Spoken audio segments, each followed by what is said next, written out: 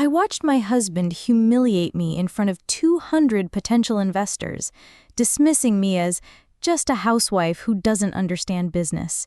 He had no idea I was about to call an emergency board meeting of the company I'd inherited from my father, the same company where he served as chief marketing officer, a position I was about to terminate with a unanimous vote.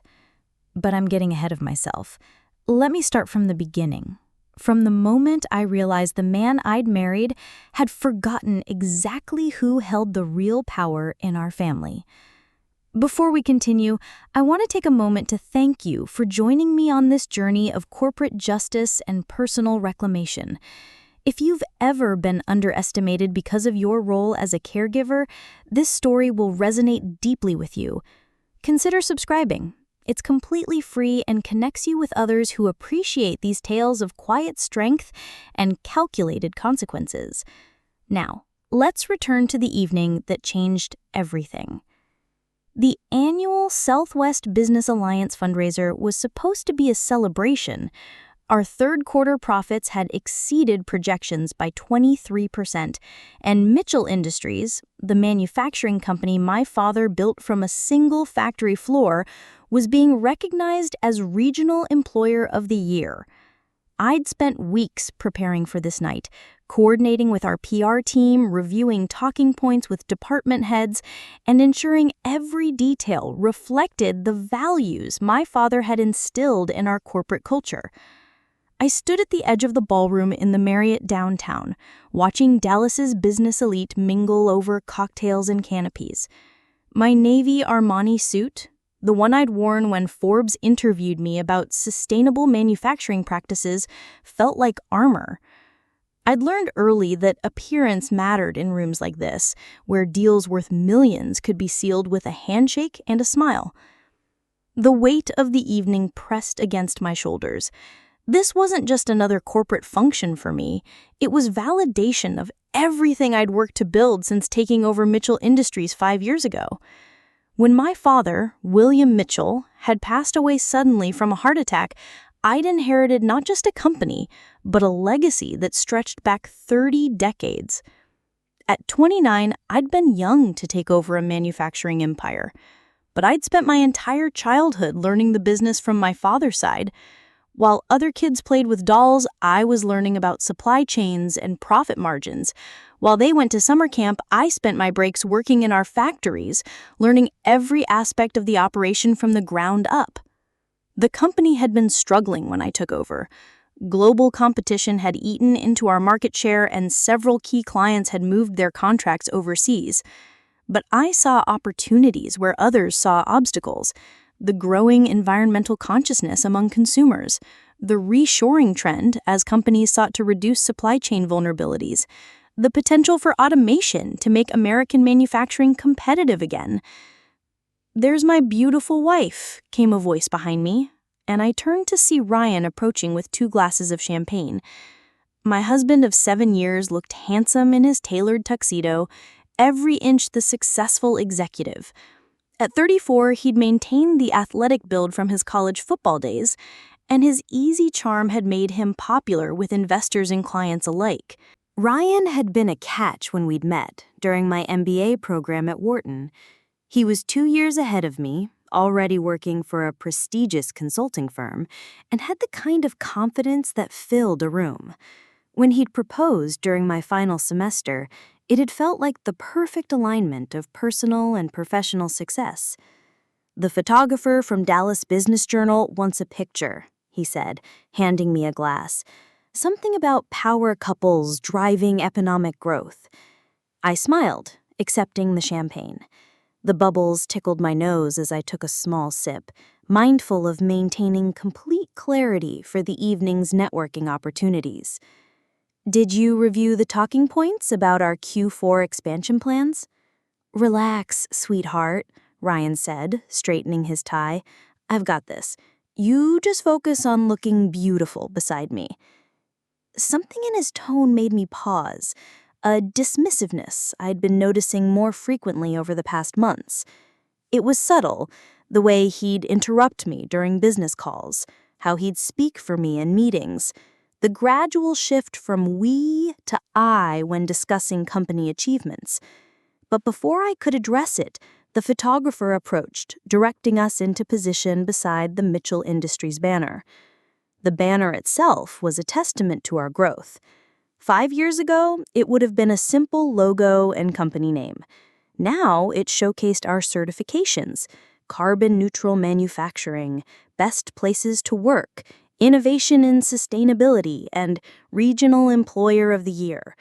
Each recognition represented months of strategic planning and implementation. "Mr. Blackwood," the photographer said, "can you tell us about the company's recent success?" I stepped forward, ready to discuss the sustainability initiatives that had driven our growth, but Ryan's hand on my lower back guided me slightly behind him. The gesture appeared supportive to observers, but I felt the subtle pressure redirecting me away from the spotlight. "We've been incredibly fortunate," Ryan began, his public speaking voice engaging and confident. "The key has been strategic marketing partnerships and aggressive expansion into emerging markets. It's all about reading the trends and having the courage to act." I listened as my husband took credit for decisions I'd made, initiatives I'd championed, and relationships I'd cultivated. The carbon neutral certification had been my brainchild, developed after I'd spent 6 months in Germany studying advanced manufacturing techniques. The expansion into emerging markets had come from my analysis of global supply chain vulnerabilities and my personal relationships with international distributors. But I remained silent, playing the supportive wife role I'd somehow fallen into over the years. When had I stopped being Jessica Mitchell, CEO, and become simply Mrs. Ryan Blackwood? The photographer snapped several shots before moving on to other honorees. As the evening progressed, I found myself increasingly relegated to the background of conversations about my own company. Ryan held court with potential investors, discussing expansion plans and profit margins, while I stood beside him, smiling and nodding at appropriate moments. The irony wasn't lost on me. In the boardroom, I commanded respect from seasoned executives twice my age. I'd negotiated multi-million-dollar contracts, testified before congressional committees about manufacturing policy, and been featured on the cover of Industry Week magazine. But here, at an event celebrating my company's achievements, I was being treated like an attractive accessory. "Jessica, darling." I turned to see Margaret Thompson approaching, her silver hair perfectly styled and her Chanel suit impeccable as always. Margaret served on our board of directors and had been my father's closest friend in the business community for over 20 years. She'd been the one to encourage him to bring me into the business early, recognizing my aptitude for strategic thinking even as a teenager. "Margaret," I embraced her warmly, "thank you for coming tonight." "Wouldn't miss it," she replied, her sharp eyes studying my face. Margaret had the ability to read people like financial statements, quickly, accurately, and with an eye for inconsistencies. Though I have to say, I'm curious about these expansion plans Ryan has been discussing. The board hasn't voted on any new initiatives. Before I could respond, Ryan appeared at my elbow. The timing felt too coincidental, as if he'd been monitoring my conversations throughout the evening. "Mrs. Thompson, wonderful to see you." "Ryan." Margaret's greeting was polite but cool. She'd never quite warmed to my husband, though she'd never explicitly said why. "I was just asking Jessica about the expansion plans you've been describing to the Bennett Group." Ryan laughed, the sound somehow managing to be both charming and condescending. It was a laugh I'd heard increasingly often at home, the one he used when he thought I was being naive about business matters. "Jessica's been so busy with the children's schedules and the house renovation, she probably hasn't had time to review the latest projections. I've been handling the strategic planning side of things." The words hit me like a physical blow. We didn't have children. We'd been trying for years, and it was a source of private pain that Ryan knew better than anyone. And the house renovation? I'd been the one managing every detail while also running a corporation. But more than the factual inaccuracies, it was the dismissiveness that stung. The implication that I was too busy with domestic matters to understand my own company's strategy. I felt my face flush, but Margaret's expression remained neutral. I see. And when will the board be reviewing these plans? I'll have my assistant schedule something next month. Nothing too complicated, just basic expansion logistics. Margaret nodded slowly. I look forward to it. As she walked away, I watched her exchange meaningful glances with Robert Davis, another board member. Something passed between them, a silent communication I couldn't quite interpret, but that made me uneasy. Margaret Thompson didn't suffer fools gladly, and she certainly didn't appreciate being patronized. The evening continued with Ryan becoming increasingly animated as he discussed business with other attendees. I noticed how he consistently positioned himself as the driving force behind our company's success, while I was relegated to the role of supportive spouse who took care of the home front. The introductions followed the same pattern. This is my wife, Jessica.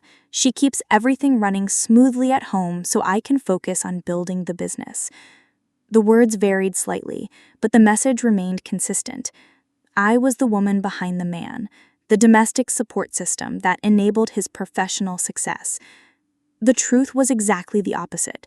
Ryan's role as Chief Marketing Officer was important, but it was entirely dependent on the strategic direction I set as CEO. The products he marketed were designed by my engineering team.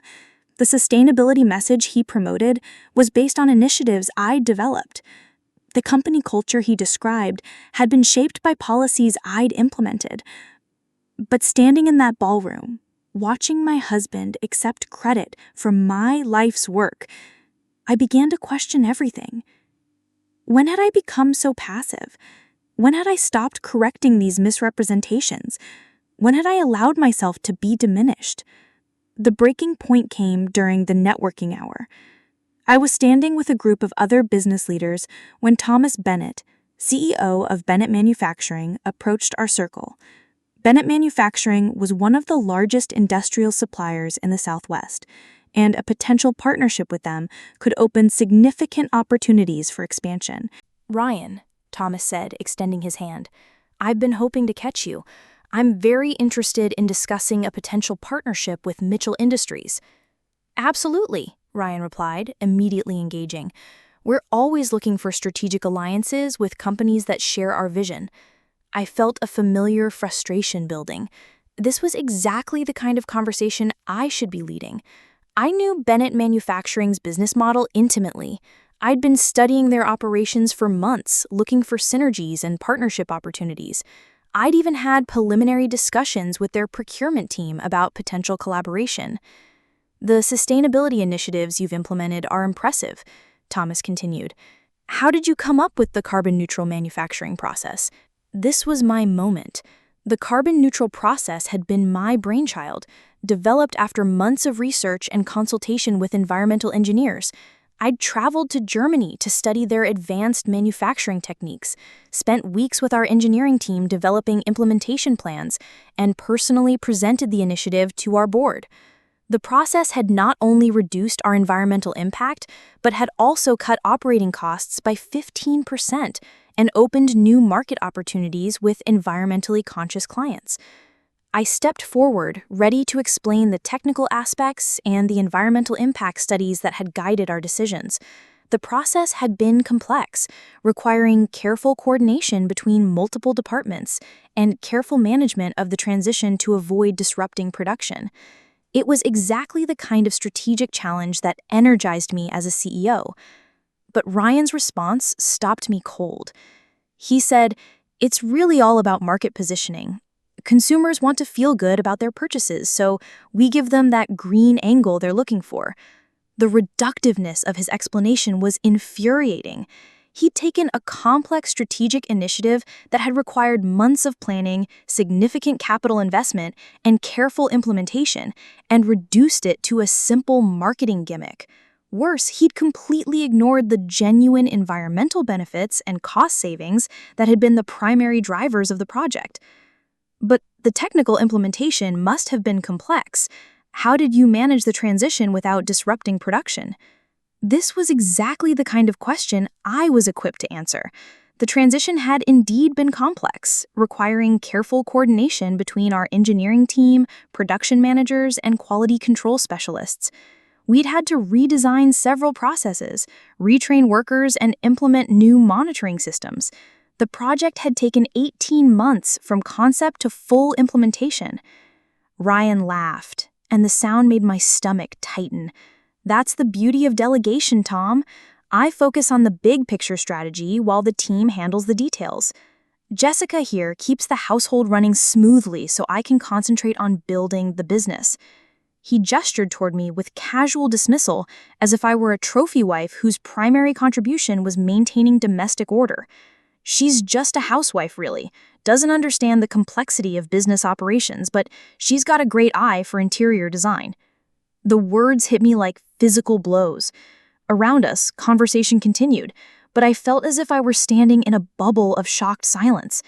Several people in our group shifted uncomfortably, their eyes darting between Ryan and me. Thomas Bennett's expression changed from polite interest to something approaching discomfort. Just a housewife. The phrase echoed in my mind, each repetition more devastating than the last. I was Jessica Mitchell, holder of an MBA from one of the nation's top business schools, CEO of a company that employed over 800 people, architect of a turnaround strategy that had taken Mitchell Industries from near bankruptcy to record profitability.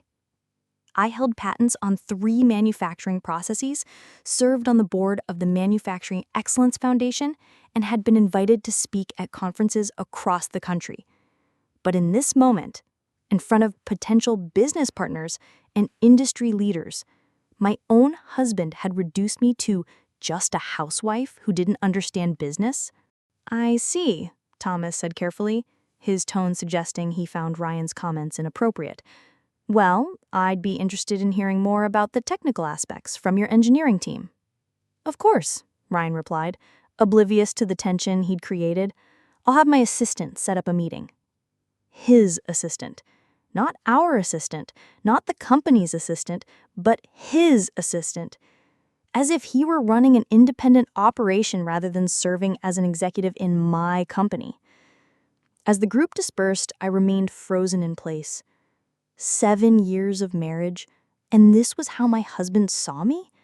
Not as the CEO of a multi-million-dollar company, not as the daughter who'd honored her father's legacy, but as just a housewife who didn't understand business? The humiliation was complete and public. I could see other attendees whispering, their glances in my direction confirming that Ryan's comments had been overheard and were already becoming part of the evening's gossip. By tomorrow, the story would be circulating through Dallas's business community. The young woman who'd inherited her father's company but didn't really understand how to run it, leaving the real work to her competent husband. Margaret appeared at my side, her expression carefully neutral. "Jessica, could I speak with you privately?" I nodded, not trusting my voice, and followed her to a quiet corner of the ballroom. The noise of the party seemed muffled, as if I were hearing it through water. "Are you all right?" she asked gently. "I'm fine," I managed, the lie obvious even to my own ears. Margaret studied me for a long moment. At 72, she'd broken barriers in the business world when women executives were rare. She'd built her own consulting firm from nothing, survived hostile takeovers, and earned respect in boardrooms across the country.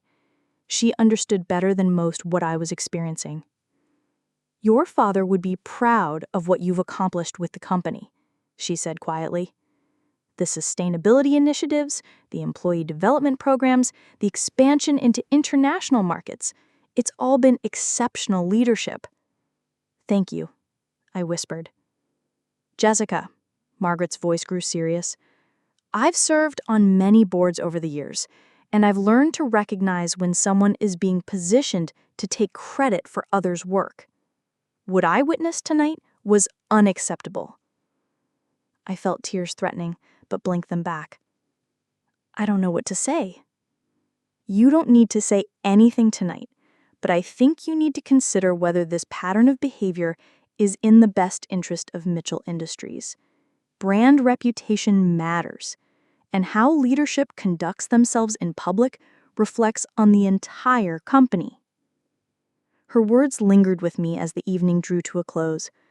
Ryan continued working the room, charming investors and potential partners, while I maintained my composure through sheer force of will. But inside, something fundamental had shifted. I began to see the evening's events with new clarity. This wasn't the first time Ryan had positioned himself as the primary driver of our company's success. It was simply the most public and most humiliating. Looking back, I could trace a pattern of behavior that had been building for months, perhaps years. The gradual shift in how he spoke about company achievements, the way he'd begun scheduling meetings without consulting me, his habit of presenting my ideas as his own, or at least as collaborative efforts where he played the leading role. The subtle but consistent message that, while I might be the owner, he was the real operator. The drive home was quiet, Ryan scrolling through his phone while I navigated the familiar streets of our neighborhood. Our house, a colonial in the prestigious Lakewood area, sat on 2 acres of perfectly manicured lawn. The home where I'd built a life around supporting Ryan's career advancement, where I'd slowly lost sight of my own identity as a business leader. The house represented everything I'd thought I wanted when we'd married. The successful husband, the beautiful home, the perfect life that looked ideal from the outside. But as I pulled into our circular driveway, I saw it differently. It was a beautiful prison, where I'd allowed myself to be diminished day by day until I'd become unrecognizable, even to myself. "Great night," Ryan said as we pulled into the driveway. "The Bennett deal could be huge for us." "Us?" I asked quietly.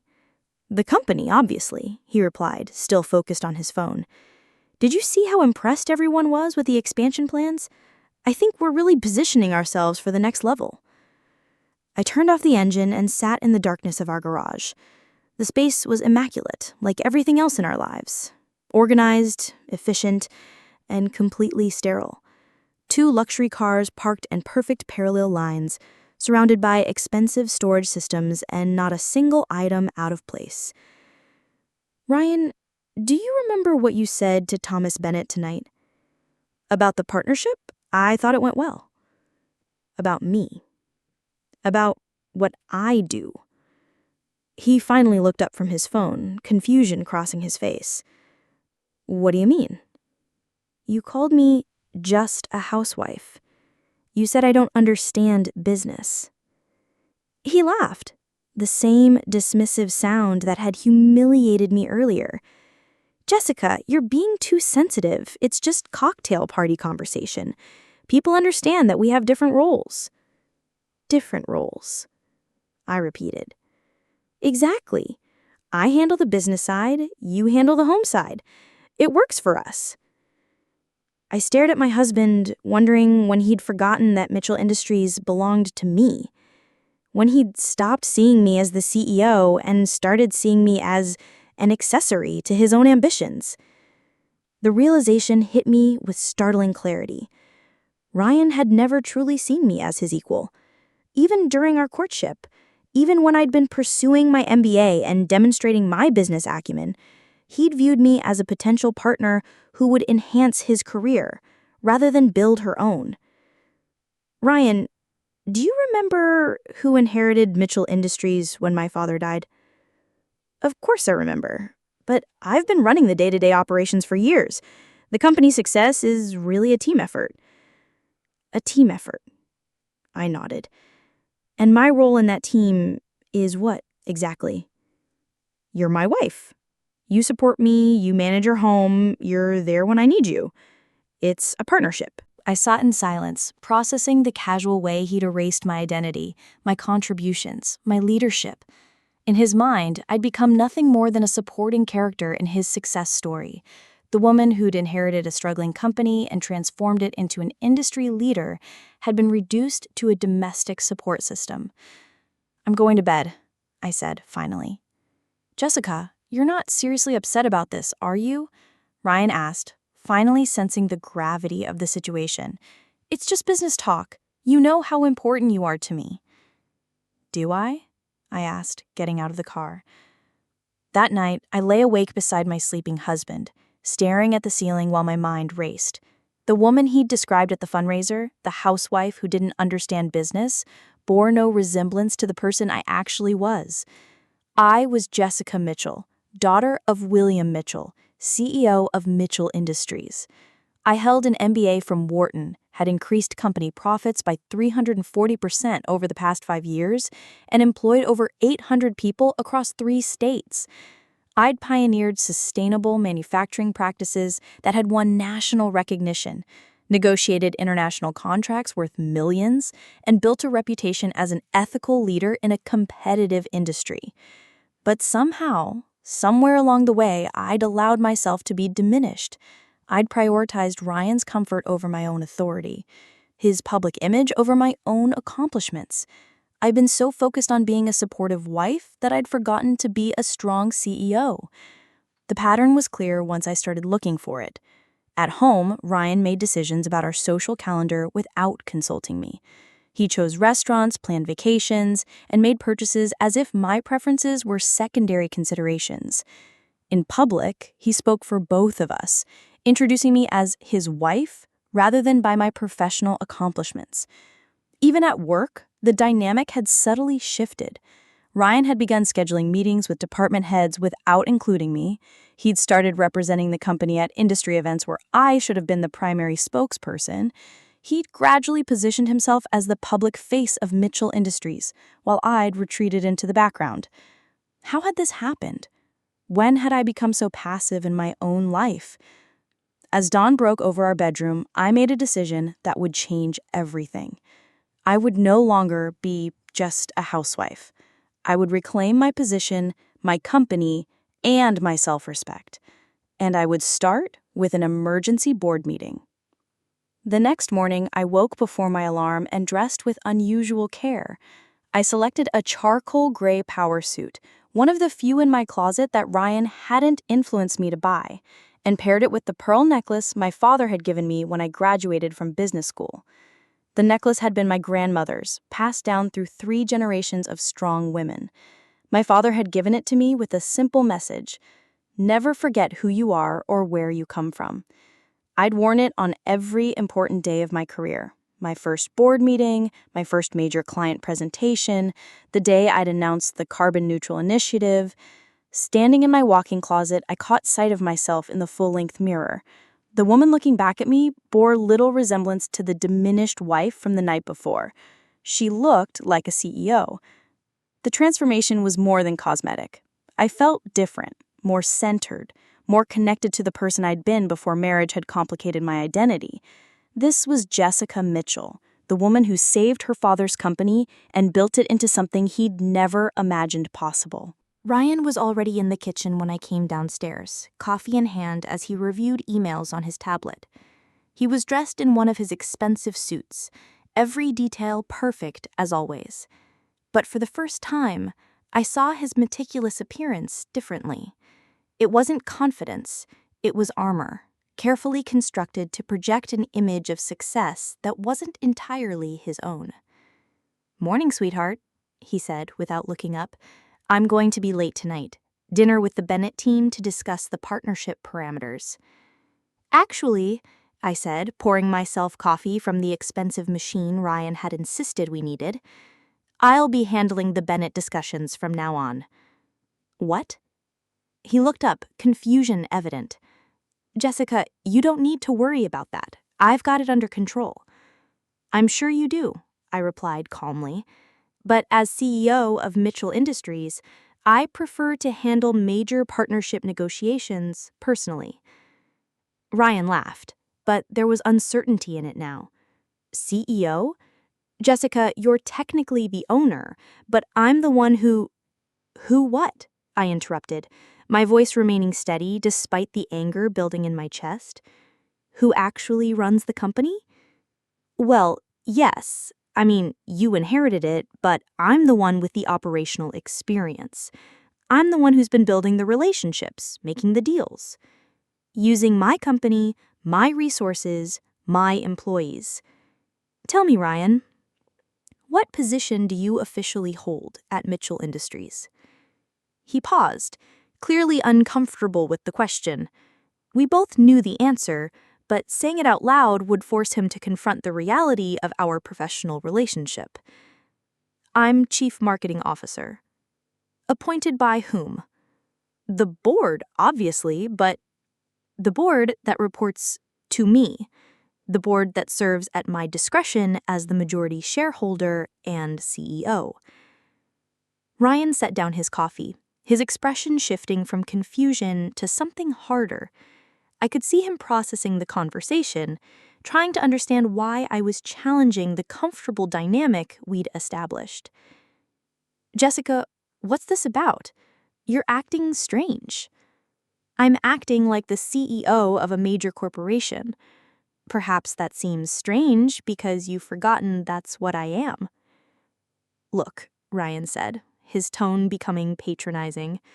I know you're upset about last night, but you're overreacting. This is how business works. There are public faces and private faces, and you decided my private face should be just a housewife who doesn't understand business? I didn't mean it like that, he said, but his tone suggested he still didn't understand why I was upset. You're my wife. You're important to me. But the business side of things, the strategic planning, the negotiations, that's what I do. That's what I'm good at. I nodded slowly, understanding finally crystallizing. You're right.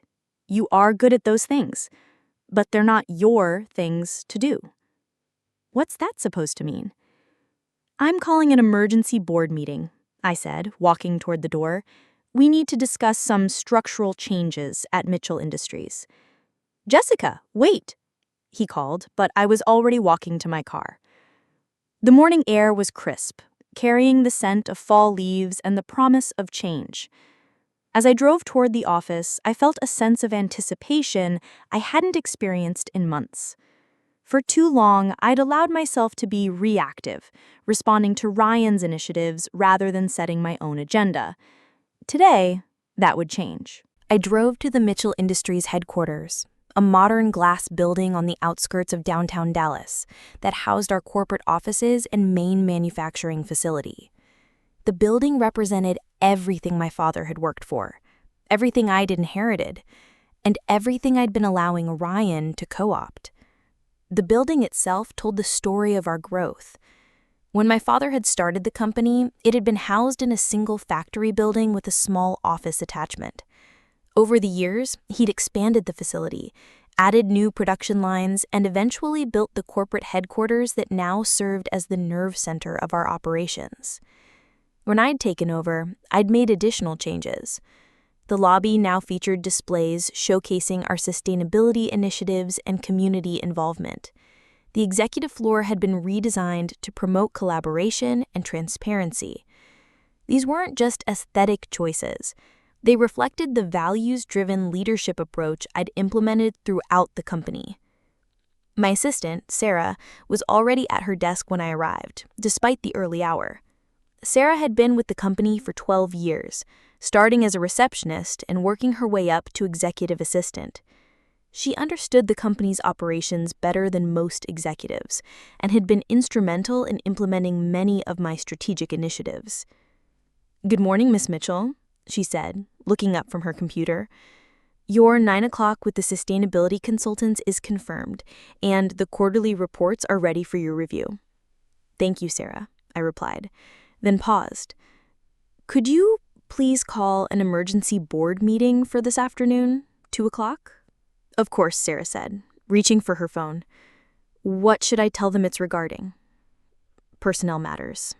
Specifically, a review of executive performance and brand representation." Sarah nodded, already dialing. I watched her efficient movements and realized how much I'd relied on her over the years. She'd been my anchor during the difficult transition after my father's death, helping me navigate the complexities of running a company while dealing with grief and family obligations. Sarah, how long have you worked for Mitchell Industries? 12 years. Started as a receptionist when your father was expanding the original facility. And in your opinion, who's been driving the company's strategic direction over the past 5 years? Sarah's eyes widened slightly at the unusual question, but she answered honestly. You have, Miss Mitchell. The sustainability initiatives, the international expansion, the employee development programs, those were all your projects. Thank you, I said, feeling a surge of validation. And Sarah, from now on, I'd like you to CC me on all strategic communications, regardless of who initiates them. Of course, Miss Mitchell. I spent the morning reviewing company documents, financial reports, and strategic plans. What I found confirmed what I had suspected. Every major decision, every successful initiative, every profitable venture had originated from my office. Ryan had been an effective implementer, but he'd never been the strategic mind behind our success. The carbon-neutral manufacturing initiative had been my idea, developed after extensive research and consultation with environmental engineers. The international expansion had been based on my analysis of global market opportunities and my personal relationships with overseas distributors. The employee development program had been my response to industry-wide retention challenges. More troubling was what I discovered about our public relations strategy. Over the past year, Ryan had been positioning himself as the primary spokesperson for Mitchell Industries. Press releases quoted him more frequently than me. Industry publications featured him in leadership profiles, and marketing materials increasingly highlighted his role while minimizing mine. It was a careful, calculated erasure of my contributions, so gradual I hadn't noticed it happening. The pattern was clear in the documentation. A year ago, press releases had quoted me as CEO for major announcements. 6 months ago, Ryan had begun being quoted as a senior executive for strategic initiatives. 3 months ago, he'd started being identified as the strategic leader behind company decisions. Last month, a trade publication had referred to him as the driving force behind Mitchell Industries' remarkable turnaround. Each shift had been subtle, but the cumulative effect was profound. Anyone following our company's media presence would naturally conclude that Ryan was the primary decision-maker, with me serving in a supporting role. I found emails between Ryan and our PR firm discussing messaging strategy and leadership positioning. The communications made it clear that Ryan had been actively working to shift public perception of our company's leadership structure. At noon, I called Ryan's office. "Hey, sweetheart," he answered on the second ring. "Listen, about this morning, I wanted to let you know about the board meeting this afternoon, 2 o'clock in the main conference room." "Board meeting? Jessica, what's this about?" "I'll explain everything at the meeting. I expect you to be there." "Of course I'll be there, but I think we should talk first. This morning seemed like a misunderstanding and—" "See you at 2, I said, ending the call. The afternoon couldn't come quickly enough. I spent the remaining time preparing my presentation, gathering documentation, and mentally rehearsing what I needed to say. This wasn't just about Ryan's public humiliation of me. It was about the fundamental direction of my company. I reviewed every major decision of the past 5 years, documenting my role in each initiative. The evidence was overwhelming. I hadn't just been the CEO in title, I'd been the strategic architect of our success. The sustainability initiative, I'd identified the opportunity, researched the technology, negotiated with suppliers, and managed the implementation. Ryan's role had been to develop marketing materials promoting our environmental credentials. The international expansion, I'd conducted market research, established relationships with overseas partners, and negotiated distribution agreements. Ryan had created promotional materials for our international markets. The employee development program, I'd identified retention challenges, researched best practices, and designed our comprehensive training and advancement program. Ryan had communicated the program to employees and created recruitment materials highlighting our workplace culture. In every case, I'd been the strategist, and Ryan had been the implementer. But somehow, over time, his role in communication had evolved into a role in leadership, at least in public perception. At 1:45, I walked into the main conference room where the board was already assembled. The long mahogany table, surrounded by leather chairs, had been the site of countless strategic discussions over the years. Today, it would host the most important one of my career. The room itself commanded respect. Floor-to-ceiling windows overlooked our manufacturing facility, where I could see the afternoon shift beginning their work. The walls were lined with awards and recognitions the company had earned over the years, including several that had been personally presented to me for leadership and innovation. Margaret Thompson sat at the head of the table, her silver hair perfectly styled and her expression neutral. To her right sat Robert Davis, our financial advisor and a longtime friend of my father's.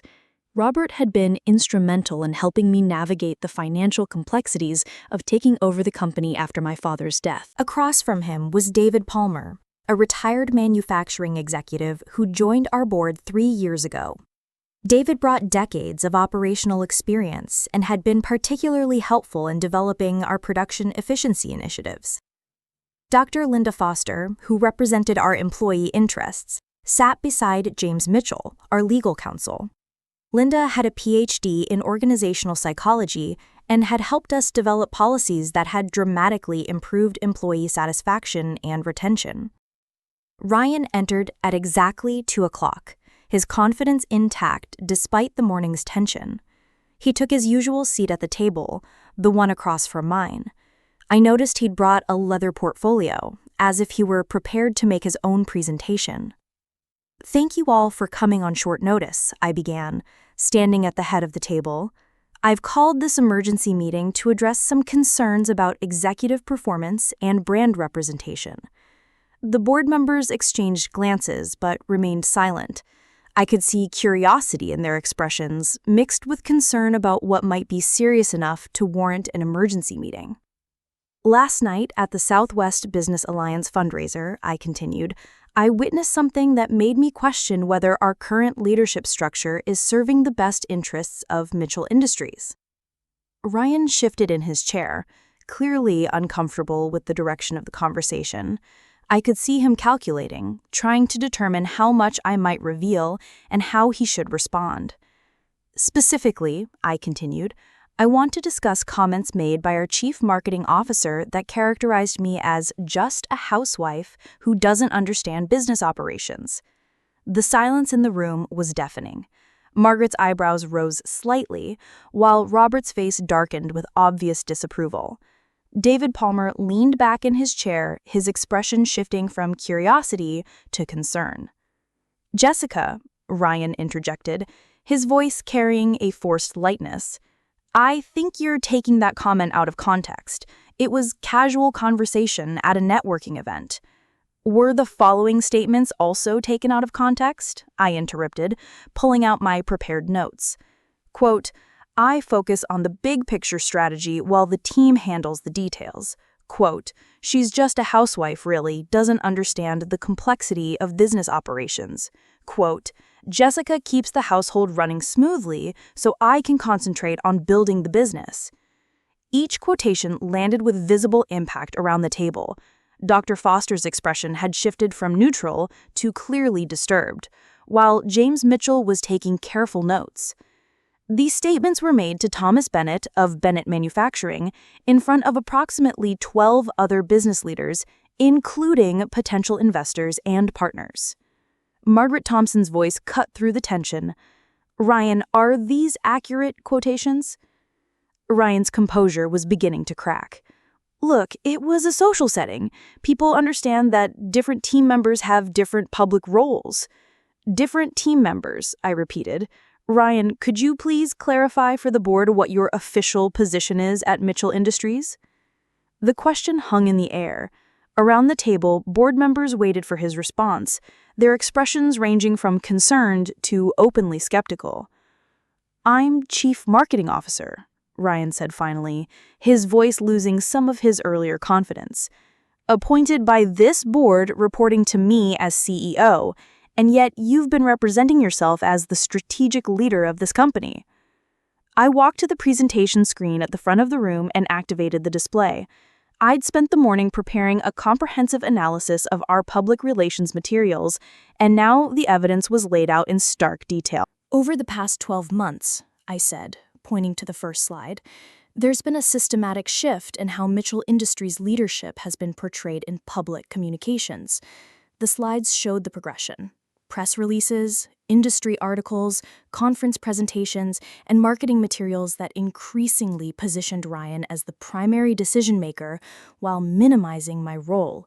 This timeline shows the gradual repositioning, I continued. 12 months ago, I was quoted as CEO in 89% of our press releases. 6 months ago, that number dropped to 34%. Last month, Ryan was identified as the strategic leader in 3 separate trade publications. Robert Davis leaned forward, studying the data. These are company-authorized communications, all approved through our PR firm, I confirmed. Communications that have been systematically misrepresenting our leadership structure. Ryan finally found his voice again. Jessica, you're presenting this like some kind of conspiracy. I've been handling media relations as part of my marketing responsibilities. Your marketing responsibilities, I interrupted, do not include positioning yourself as the CEO or strategic leader of this company. I clicked to the next slide, which showed financial performance metrics alongside leadership attribution in our communications. During the period when Ryan has been increasingly positioned as our strategic leader, our major achievements include implementing carbon-neutral manufacturing processes, expanding into 3 international markets, achieving 23% profit growth, and winning Regional Employer of the Year. I paused, letting the data speak for itself before continuing. Each of these achievements was initiated, planned, and implemented under my direct leadership. The Carbon Neutral Initiative alone required 18 months of strategic planning, $2.3 million in capital investment, and coordination across 5 departments. Margaret Thompson's voice was carefully controlled. Ryan, what was your specific role in these initiatives? I developed the marketing strategies to promote initiatives conceived and implemented by Jessica. Is that correct? The room felt charged with tension. I could see Ryan realizing that his position was becoming increasingly untenable, but he wasn't ready to concede. Look, he said, his tone becoming more aggressive, I've been instrumental in this company's success. The media strategy, the brand positioning, the client relationships, all built on the foundation of strategic decisions made by the CEO, David Palmer interjected. Ryan, no one's questioning your contributions to the marketing side, but these public statements suggest you've been taking credit for strategic leadership that isn't yours to claim. I clicked to the next slide, which showed our organizational chart alongside Ryan's public statements. This is our actual organizational structure, and these are statements Ryan has made to industry publications over the past 6 months. The contrast was stark. Our official organizational chart clearly showed me as CEO, with Ryan reporting to me as CMO, but his quoted statements consistently positioned him as the primary strategic decision maker. Dr. Foster spoke for the first time. Ryan, from an organizational perspective, these statements create confusion about our leadership structure. They could potentially impact employee morale and investor confidence. Not to mention the impact on our CEO's professional reputation, James Mitchell added, his legal training evident in his careful word choice. I could see Ryan's strategy shifting. He was no longer trying to justify his statements, but was instead attempting to minimize their significance. This is being blown out of proportion, he said. Every successful company has multiple leaders contributing to strategic decisions. I've never claimed to be the CEO. No, I agreed, but you've consistently implied that the CEO's role is largely ceremonial while you handle the real business operations. I clicked to the final slide, which showed a side-by-side comparison of Ryan's public statements and the actual facts of our company's strategic decisions. The Carbon Neutral Initiative. Ryan claimed he developed the strategic approach. The facts: I conceived the initiative, researched the technology, negotiated with suppliers, and managed the implementation. Ryan's role was developing marketing materials. International expansion. Ryan suggested he identified the market opportunities. The facts. I conducted the market research, established relationships with international partners, and negotiated distribution agreements. Ryan's role was creating promotional materials for international markets. Employee development program. Ryan has been quoted as the architect of our workplace culture. The facts. I identified retention challenges, researched best practices, and designed our training programs. Ryan's role was communicating the program to employees. The pattern was undeniable. In every case, I had been the strategic leader, while Ryan had been the marketing implementer. But his public statements had consistently reversed these roles. Margaret Thompson leaned back in her chair, her expression serious. Ryan, these misrepresentations are concerning on multiple levels. They impact Jessica's professional reputation, they create confusion about our company's leadership, and they potentially violate your fiduciary responsibilities as an officer of this corporation. I think we need to consider whether these actions constitute a breach of professional conduct, James Mitchell added. Misrepresenting one's role within the company to external parties could have legal implications. Ryan's face had gone pale. I could see him finally understanding the gravity of the situation, but his response revealed how little he truly grasped what he'd done. "Jessica, you're my wife," he said, his voice taking on a pleading quality. "We're a team. Your success is my success. I never meant to diminish you." The response was so fundamentally wrong that it took my breath away. He still didn't understand that this wasn't about our marriage. It was about his professional conduct as an officer of my company. "Ryan," I said quietly, "the fact that we're married makes this worse, not better. You've used your personal relationship with me to gain credibility while simultaneously undermining my professional authority." Margaret Thompson nodded approvingly. "Jessica is right. Personal relationships should strengthen professional respect, not replace it." I took a deep breath, knowing that what I said next would change everything. "I'm recommending that the board terminate Ryan Blackwood's position as Chief Marketing Officer, effective immediately." The words hung in the air like a physical presence. Around the table, I could see board members processing the implications. This wasn't just a professional decision, it was the end of my marriage as I'd known it. Ryan's face went through a series of emotions: shock, disbelief, anger, and finally, desperation. "Jessica, you can't be serious. You're going to destroy our marriage over this." "I'm not destroying our marriage," I replied, my voice steady despite the turmoil I felt inside. "You destroyed our professional relationship, and that has consequences." "But I'm your husband," which is exactly why this is so devastating. A stranger taking credit for my work would be unethical. My husband doing it is a betrayal. Margaret Thompson called for a formal vote. All in favor of terminating Ryan Blackwood's position as Chief Marketing Officer. The hands went up around the table: Margaret, Robert, David, Dr. Foster, and James. Only Ryan abstained, his face a mask of shock and fury. "The motion passes unanimously," Margaret announced. "Ryan, you're terminated effective immediately. Please arrange to clear your office by the end of the week." Ryan stood abruptly, his chair scraping against the hardwood floor. "This is insane. Jessica, you're going to regret this. You need me." "No," I said, standing to face him. "I needed a partner who respected my authority and supported my leadership. What I had was someone who was systematically undermining me while taking credit for my work. This company wouldn't exist without me." The statement was so absurd that it actually made me laugh. "Ryan, this company existed for 30 years before you joined it. It's grown by 340% since I became CEO. Your contribution has been valuable, but it's not irreplaceable." Ryan looked around the table, searching for support that wasn't there. The board members' faces ranged from sympathetic to openly disapproving. but none showed any inclination to reverse their decision. "This isn't over," he said finally, his voice low and threatening. "Actually," James Mitchell interjected, "it is. Your termination is effective immediately, and your access to company resources has been revoked. Security will escort you from the building."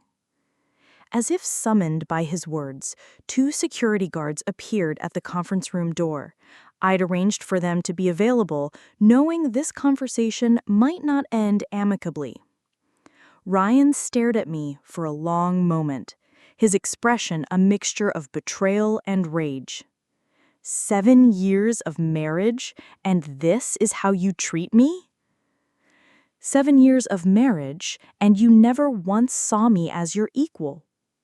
As the security guards escorted Ryan from the room, I felt a complex mixture of emotions: relief that the situation was resolved, sadness that my marriage had come to this, and underneath it all, a growing sense of empowerment. Margaret Thompson broke the silence. "Jessica, that was handled with remarkable professionalism under very difficult circumstances." "Thank you," I replied, sinking back into my chair as the adrenaline began to fade. "What's our next step?" Robert Davis asked.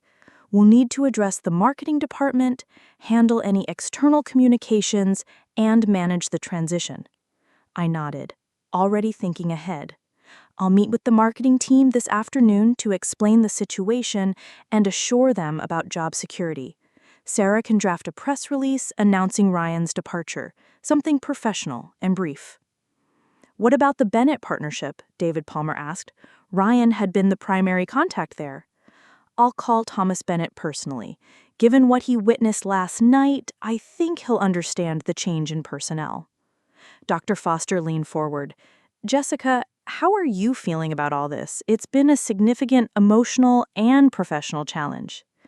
The question caught me off guard with its directness, but I appreciated the concern. "Honestly, I feel like I've been sleepwalking for the past few years, and I'm finally awake." "Your father would be proud," Margaret said quietly. "He always said you had the strength to make difficult decisions when they were necessary." As the board members filed out of the conference room, I remained seated, processing what had just happened. In the span of 2 hours, I'd reclaimed my company and ended my marriage. The magnitude of the changes was overwhelming, but underneath the shock, I felt something I hadn't experienced in years: complete control over my own life. The next few hours passed in a blur of necessary tasks.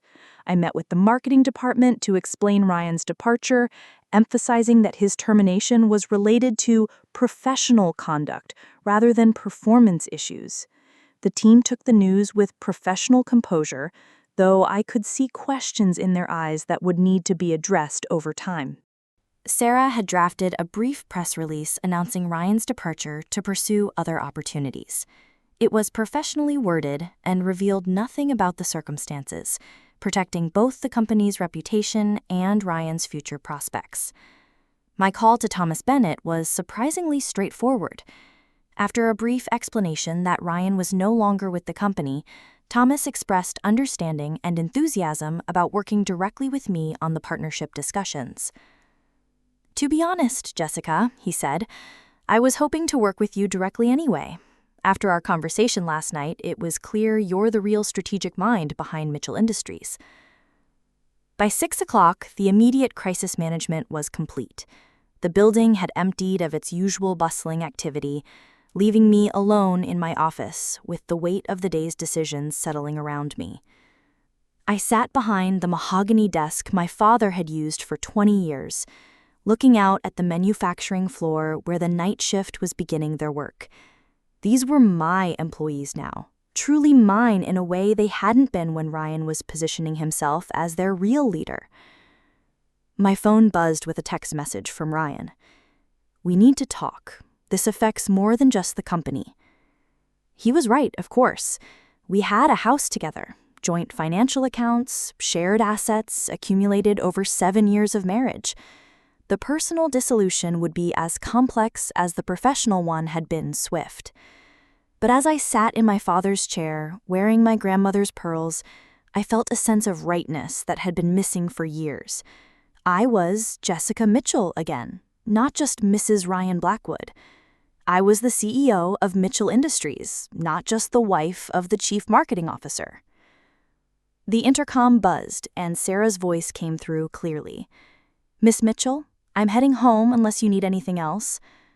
"Thank you, Sarah. Have a good evening." "Miss Mitchell?" Her voice came again, more hesitant this time. "Yes?" "I just wanted to say, I'm glad you're back." The simple statement carried more weight than a lengthy speech.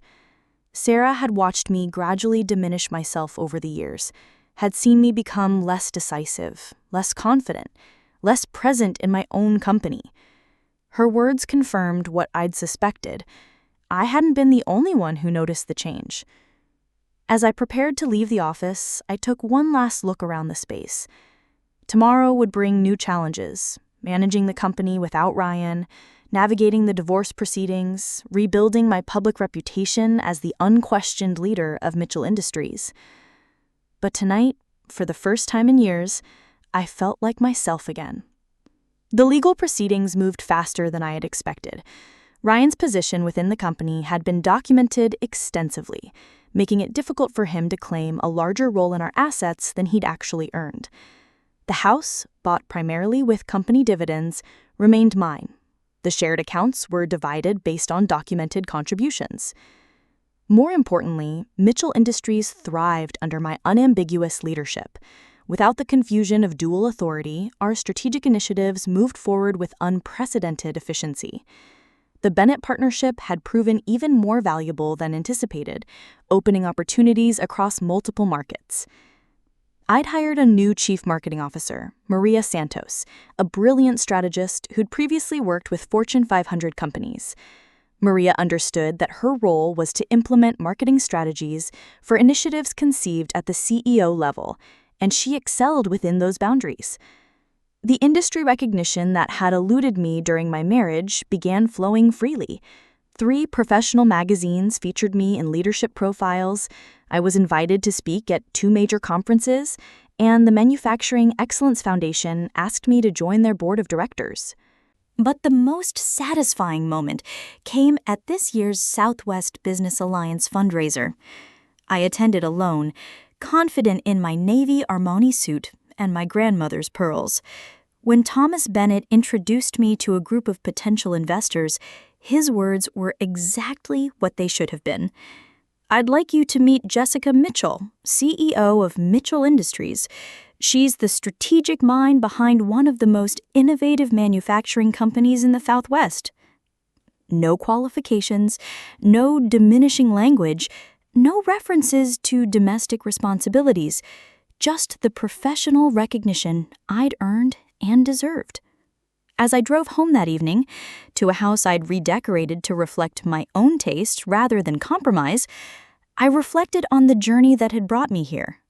The pain of discovering how thoroughly I'd been diminished, the courage required to reclaim my authority, and the satisfaction of building something entirely my own. I was no longer just a housewife. I was Jessica Mitchell, and I was exactly where I belonged.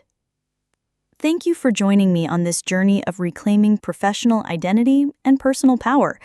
If this story resonated with you, I encourage you to share it with others who might benefit from seeing that it's never too late to stand up for your worth and demand the respect you deserve.